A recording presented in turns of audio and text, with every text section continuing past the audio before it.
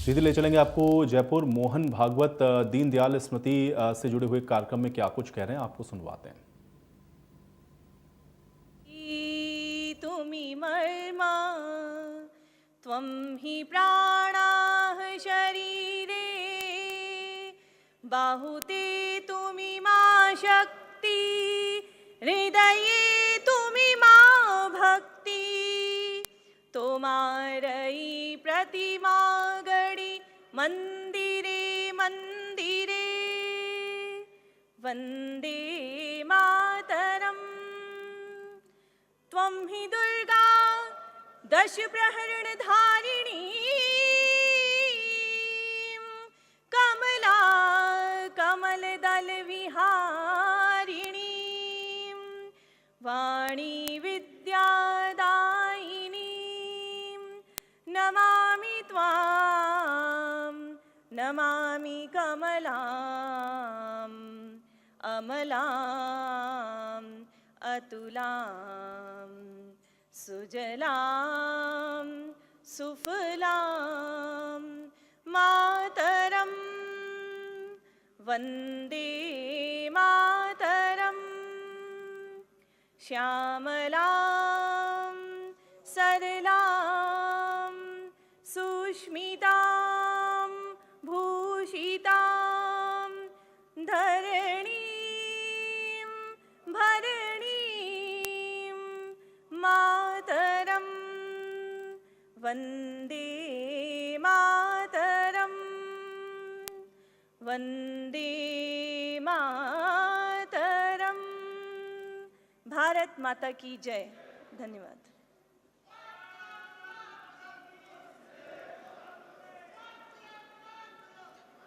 सभी से आग्रह है, कृपया अपना स्थान ग्रहण कर लें।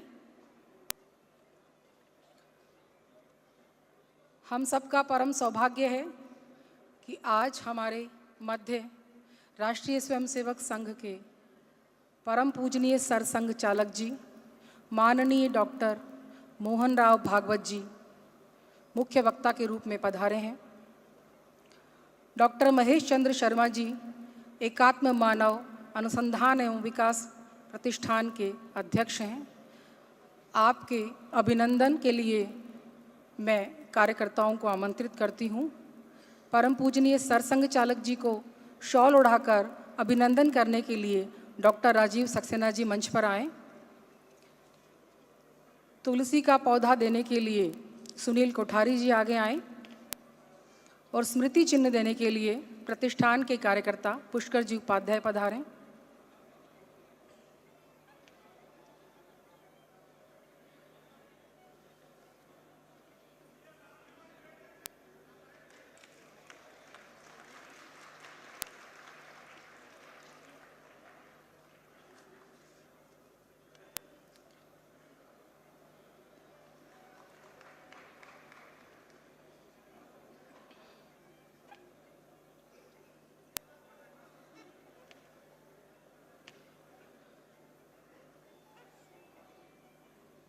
चालक जी को हमें प्रत्यक्ष सुनने का सौभाग्य प्राप्त हुआ है। इससे पूर्व प्रस्थान का वर्ष 2012 में 2 दिसंबर को दिल्ली के फिक्की सभागार में कार्यक्रम हुआ था, भारतीयता एवं आधुनिक चुनौतियाँ। उसमें भी हम सबको परम पूजनीय सरसंघ चालक जी को प्रत्यक्ष सुनने का सौभाग्य मिला था। उस समय जयपुर से प्रतिष्ठान के 250 कार्यकर्ता गए थे। आज पुनः हम सबको ये सौभाग्य मिला है।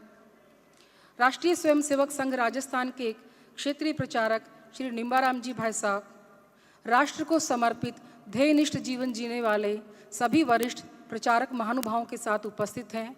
आपका हार्दिक अभिनंदन। माननीय मुख्यमंत्री, माननीय उप मुख्यमंत्री दिया कुमारी जी और प्रेमचंद बैरवा जी अपने मंत्रिमंडल के सदस्यों के साथ और विधायकगण के साथ पधारे हैं। प्रदेश अध्यक्ष भाजपा श्री मदन राठौड़ जी, पूर्व मुख्यमंत्री श्रीमती वसुंधरा राजे जी भी उपस्थित हैं। आप सभी का हार्दिक स्वागत है। आज के कार्यक्रम का विषय है वर्तमान वैश्विक परिदृश्य एवं एकात्म मानव दर्शन। इसकी प्रस्तावना के लिए मैं डॉक्टर महेश चंद्र शर्मा जी से आग्रह करती हूँ कि आप मंच पर पधारें।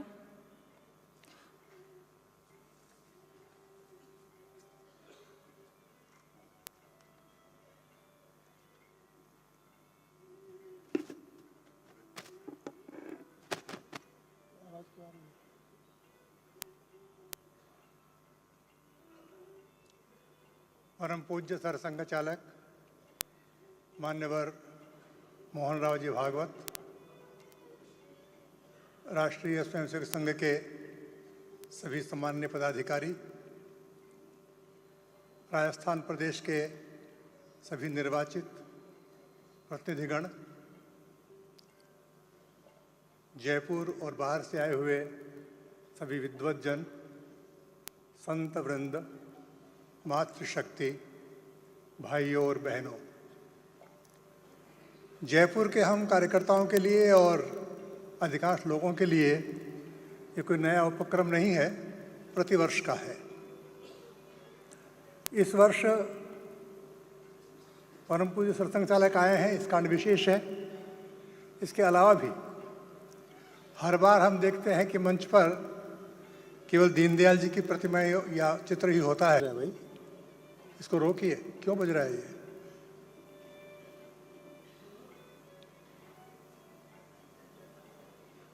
लेकिन इस बार मंच पर दो चित्र हैं, दीनदयाल जी और उनके समानांतर भगवान बिरसा मुंडा का चित्र है।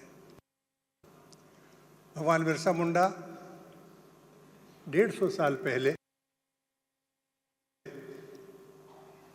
देश की आज़ादी और वनवासी जन के लोकाधिकार, उनकी सुरक्षा में शहीद हुए नौजवान हैं।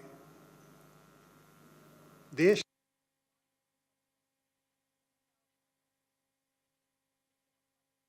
ने लंबे दौर तक उन्हें भुलाया, पर आज सौभाग्य से संपूर्ण देश उनको नमन करता है। हम सब भी उनकी स्मृति को प्रणाम करते हैं।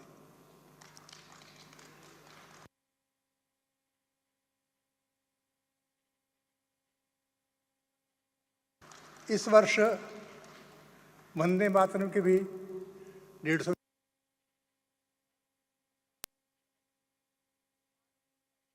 शताब्दी है। जब यह वंदे मातरम हुआ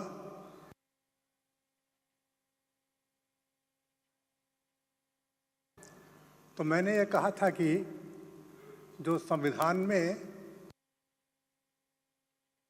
स्वीकृत राष्ट्रगीत है उतना ही बोलें।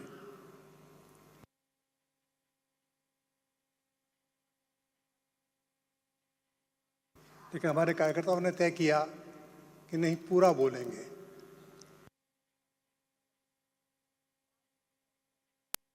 क्यों तय किया? कि दुर्भाग्य से इतने वर्षों बाद भी वंदे मातरम यह देश में विवाद का विषय हो सकता है, और इसलिए देश के जन को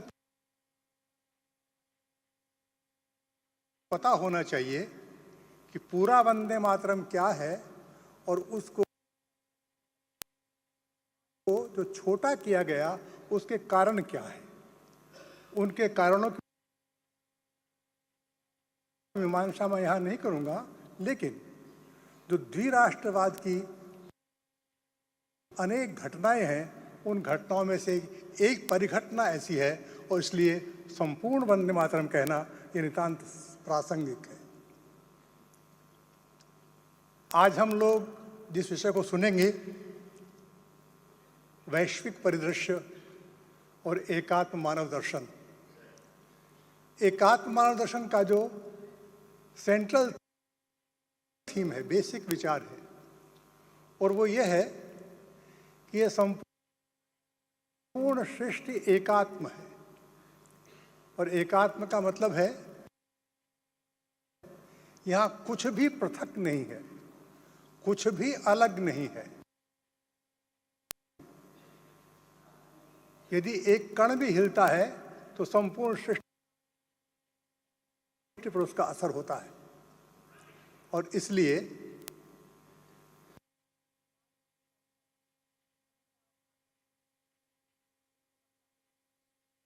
जो विश्व मानव है वह जब अपनी स्थितियों का चिंतन मनन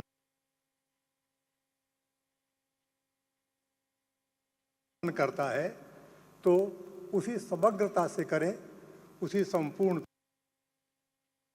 से करें। हम सब जानते हैं कि मानव के इतिहास में और भारत के इतिहास में अनेक पड़ाव आए हैं। रेखांकनीय पड़ाव है, हम जानते हैं भगवान कृष्ण ने गीता कही,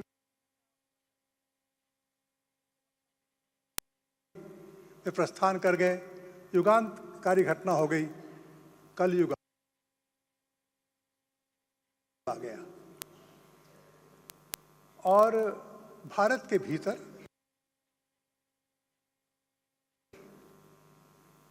इतनी प्रकार की घटनाएं हुई जिनके प्रमाण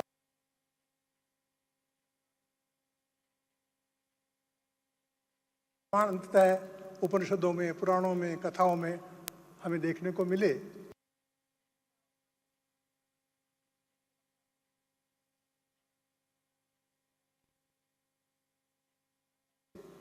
और एक युगांतकारी घटना हो गई जब चाणक्य हुए, लिखा गया